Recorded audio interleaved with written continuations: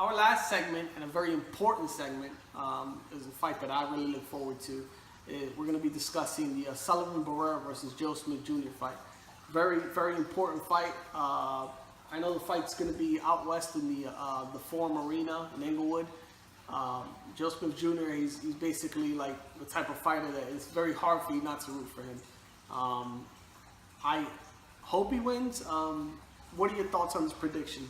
How do you see it going? All right, this is a fight that we're going to see a technical fighter, Barrera, versus the power puncher, brawler, who is Joe Smith. And it's funny because usually every time Joe Smith step it up, we say, oh, he's not much of a boxer, and he goes against a boxer. Yeah, Bernard Hopkins was 50 years old, and he proved, Bernard Hopkins, in certain spots that he was, even at that age, his techniques and style was no good for Joe Smith, and Joe Smith was able to weather the storm and actually take out Bernard Hopkins. But this is going to be an interesting fight. We're going to see if Barrera is going to be a guy who's been dropped before, and usually he get drops and he gets back up because Barrera's he's a technical fighter. He's a good boxer, but usually off balance. We're going to see if Barrera is going to be able to. It's a tough pick, man. Yeah, it is. If he's going to be able to sustain the power or take away the power and be able to. If it goes to distance, I see Barrera winning. He's a more sound fighter, but there's always a possibility that Joe Smith could catch him, and he got brutal power. This kid. If you're not knocking out a guy out of the ring. And you gotta have some. He pushed me out of the ring. You gotta have a lot of power, and I would like to favor Joe Smith, and he's from New York. We from New York, but I gotta go. Back then when I used to be more of a casual fan, I used to go with my heart and you go for the puncher all the time. But I got more wiser and I started appreciating the art of boxing. Now I go more with the boxer, so I got to favor Sullivan Barrera, and I'll say he'll get a decision. Yeah. I feel differently than that. I'm gonna go for Joe Smith Jr. And I'll tell you why. Okay, so opponents that let's start off with Sullivan Barrera, pretty much Cuban boxer. But if you take a closer look at him, he doesn't fight like other Cuban boxers. He's more of, obviously. A lot of Cuban boxers are counter punches, but he fights more aggressive than, let's say, Arislandi Lara or even a Rigondeaux type fighter. With a guy like that, he's very good at mid-range and long range. All his power, if you look at it, if you look at his knockouts, it's usually when he has guys on the outside, he puts out his right hand and he drops them.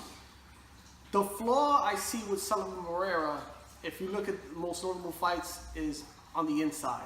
I don't think Sullivan Barrera has a good inside game. We saw that against Andrzej Ward. Andrzej Ward dropped him in the third round with a left hook. He dropped him. That was like an off-balance. We saw that with Shambransky on the inside. Shambransky dropped him on the inside. So I think it's more of an inside thing. And one thing I noticed about Sullivan Barrera is that he likes to fight paced, measured. He likes to fight at a rhythm. A guy like Joe Smith Jr., basically from what I've seen, he's able early on just to put a lot of pressure on him, not let him think and overwhelm him, he could get the win. The other thing with Sullivan Barrera is that obviously he's been dropped in his earlier fights, and we've seen him hurt. The thing with Joe Smith Jr., we've seen him in first round, he knocked out Fonfara, but Fonfara prior to that knockdown was hurting him. He was hitting him with all kinds of shots, but at no point I saw Joe Smith Jr. was hurt. He was stunned at a point. And then with the Bernard Hopkins fight, he hit him with a bunch of shots. And Hopkins hit him with some really good shots, but I don't think he even had him hurt. Can't compare Hopkins' power. It's different. To me, I've always said this. One of the best inside fighters in history, Bernard Hopkins. If there's Ward is really good at inside fighting, and Bernard Hopkins is one of these fighters that on the inside he's vicious, man. He knows all the tricks, the tactics. He knows how to tie you up, elbow, all that stuff. To me, Bernard Hopkins is great on the inside. And I felt that Joe Smith Jr. handled it well. although Bernard Hopkins' older fight doesn't matter, he's the only thing Bernard Hopkins didn't have in that fight were his legs. He had old man legs, but his upper body, everything was good. He was still throwing really solid punches.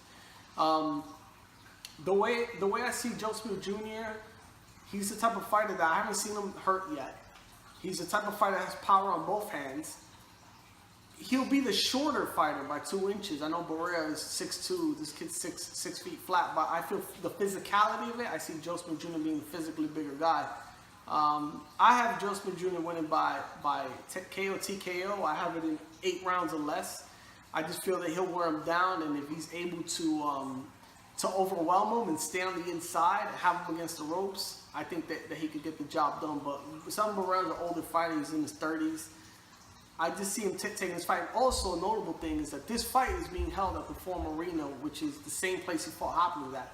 So clearly, the favorite fighter, and Barrera has never fought at the Forum Arena. Clearly, the fan favorite's going to be Joe Smith Jr. since he already knocked out Hopkins in that arena, so he will have a fan base. So even if it does go to decision, and he doesn't do well, I see it as this is my clairvoyant, me looking into the future prediction. Even if it goes into decisions, as far as to the judges, I see them giving it to Joe Smith Jr. And what I see is they're going to try to set up the Shawnee Moynihan versus him at Nassau Coliseum on Long Island. Or maybe even there, who knows, but they got 2 venues, but I mean, that's how I see it. Bro. The thing is, usually when it comes to that, you got to see who's the A side, and I don't see nobody in the A side here. They come with both from small promoters. Star Boxing is not a great promotion, like it's not as big like Golden Boy or Top Rank or all these big hardcore promoters. And then Main Events, who promotes Barrera, they not as big as neither. So I don't think we're gonna be seeing like an advantage of A side and B side kind of thing there, or any kind of setup. I think this is gonna be a fight that's gonna be really pure, and the best guy's gonna win. Usually, it's hard to pick. This is our one other thing to know. I'm sorry to interrupt. Chins. Bernard Hopkins never in his career he had a questionable chin. I mean, the guy fought all these fights, and his last fight he got knocked out. He's been knocked down, but comparing a guy like Sullivan Barrera versus Bernard Hopkins, I mean, the guy's basically and he's an older guy too. You can't even say that he was knocked out. The guy got stand up and he beat the count. He didn't want to continue. I mean, he hit the floor. I mean, it's just a matter of someone, following through. But he was talking, and he still had time. He had, 20 seconds? And he had time. That motherfucker was done. There's no way. It's like, no, but if he would have, if he would have been the younger boxer who wanted it, but he understands his body at that time. At that point, he was talking. He was like, "Oh, my leg." He was putting excuses, but he didn't want to continue. But that motherfucker went straight NBA fourth quarter shit. He wasn't really knocked out. He just. So someone's, it's like some I think he was just trying to play defense there at that and off balance. I think the balance had to do with it. I don't think it was all he wanted to stick to the story that he got pushed, and he was trying to see if he could disqualify this kid. That's what they got replays for. Exactly. There was no point. I think, but the thing with boxing is that they go to replay whenever they want to, so that doesn't do anything. The thing is that he was an 8-side fighter. It was his event. It was his farewell party. And he thought, let me pursue the story of he pushed me, and let me see if I can get him disqualified. I win him I beat him via disqualification. That was the trick that he was trying to use. And so I don't really think he was knocked out that he couldn't continue. He could continue if he wanted to. It wouldn't have gone good for him anyways, and he knows that, and probably that's why he tried to. But I don't say completely knocked out, put to sleep kind of thing, or that you could tell that he couldn't continue. I think he could continue. So I don't question the chin. And then if you want to go that way, look at how Fonfara looked against Stevenson. He didn't last a round. So now then you got to question Fonfara's chin. Maybe this guy just chilling. So I guess really you're going with I think what you're trying to say is that the opponents that Joe Smith Jr. are questionable opponents. At this point, yeah, because you fight a 50-year-old.